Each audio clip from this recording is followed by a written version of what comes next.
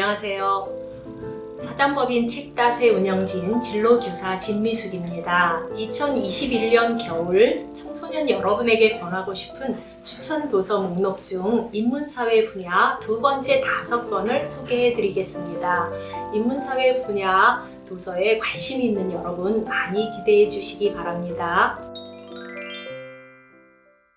처음으로 소개할 책은 청소년을 위한 개념 있는 언어생활입니다. 방송인 이경규 씨가 진행했던 몰래카메라라는 프로그램이 있었습니다. 촬영 대상자의 사전 동의 없이 황당한 상황을 연출하여 웃음을 주는 인기 프로그램이었지요. 그 프로그램은 없어졌지만 여전히 같은 형태를 차용한 프로그램을 볼 수 있습니다. 하지만 이제 그런 프로그램을 보고 웃을 수만은 없습니다. 상대방의 동의 없는 촬영은 불법이다 라는 명확한 명제 아래 몰래카메라라는 말은 불법 촬영으로 바꾸어 불러야 마땅합니다. 이렇듯이 언어는 그 사람의 세상을 보는 눈입니다. 이 책은 진실을 감추는 왜곡의 언어, 혐오가 담긴 차별의 언어, 이분법적으로 세상을 바라보는 편견의 언어를 파헤치고 있습니다. 물론 언어가 바뀐다고 당장 세상이 바뀌지 않을지도 모릅니다. 하지만 분명히 자신의 세상은 바뀔 것입니다. 육아를 여성만의 책임인 것처럼 느껴지게 하는 표현인 유모차에서 유아차로 표현하고 사람의 존재를 불법으로 표현하는 불법 체류자에서 미등록 이주민으로 표현하게 되면 그 사람의 세상은 그 이전과는 분명 다르게 될 것입니다. 다음 책은 나는 게임한다, 고로 존재한다 입니다. 한 판만 더, 게임 좀 그만해. 이렇게 게임 때문에 늘 옥신각신하는 청소년과 어른들에게 권하고 싶은 책이 있습니다. 이 책은 게임은 무조건 재미만 있다는 청소년과 게임은 무조건 나쁘다고 생각했던 어른들의 생각을 바꿔줍니다. 게임은 왜 재미있을까? 라는 질문으로 시작해서 게임의 역사부터 게임 속 신화 이야기, 게임의 다양한 의미까지 넓고도 깊이 있게 게임을 파고들다 보면 게임을 재발견하게 되거든요. 왜 게임에 빠지게 되는지도 돌아보고 게임을 다양한 관점으로 다시 보면서 게임은 단지 놀이만이 아니라 좋은 생각거리가 됩니다. 2022년 1월 1일부터 심야 시간대에 16세 미만 청소년에게 온라인 게임을 제한하는 게임 셧다운제가 폐지된다고 합니다. 강제적인 방법이 아닌 청소년들이 자율적으로 게임을 즐기도록 하자는 사회의 목소리처럼 게임을 다양하게 생각해보게 하는 이 책을 통해서도 더 슬기로운 게임 유저가 되길 바랍니다. 다음은 덕질로 배운다 10대를 위한 글쓰기 특강입니다. 글쓰기는 많이 읽고 많이 써보면 잘하게 된다고 합니다.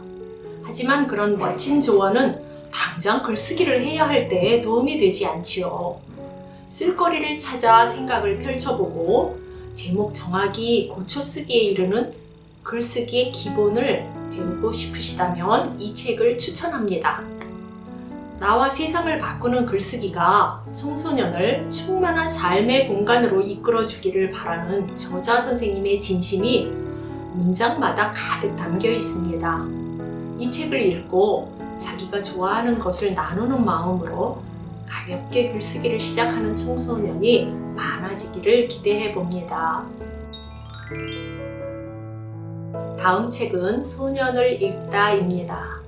소년을 읽다는 소년원에서 1년 동안 국어 선생님과 소년들이 함께 책을 읽으며 생긴 변화와 따뜻한 이야기를 담고 있는 책입니다. 책 읽기가 낯설기만 한 소년들이 책과 가까워질 방법이 무엇일지 선생님은 고민을 많이 합니다. 소년들이 공감할 만한 책을 골라서 읽고 책을 쓴 저자와 만나기도 하면서 소년들은 점점 책의 재미에 푹 빠지게 되죠. 이 책을 읽으면서 가장 마음에 와 닿는 단어는 환대였습니다. 환대가 뭔지 물어보는 소년에게 선생님은 반갑게 맞아 정성껏 대접한다는 뜻이라고 알려줍니다. 이러한 환대의 경험이 상처받았던 소년들의 마음을 열게 하였고, 독자들에겐 누군가를 진심으로 환대하고 있는지 되돌아보게 합니다.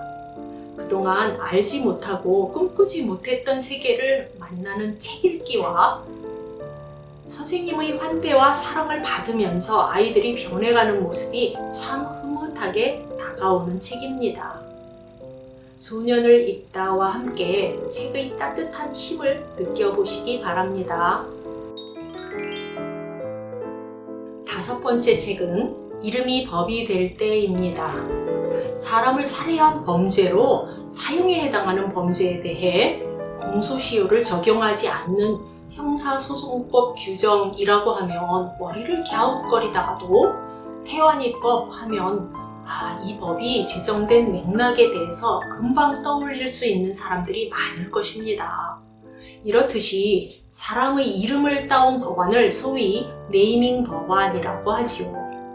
이 책에 나온 김용균법, 구하라법, 민식이법, 사랑이법 등이 그 예입니다. 이 책은 법으로 우리 곁에 남은 사람들에 대한 이야기랍니다. 기자 출신 변호사인 저자가 이들이 법률이 된 과정과 주변 사람들의 인터뷰 내용을 담담하게 서술하고 있습니다.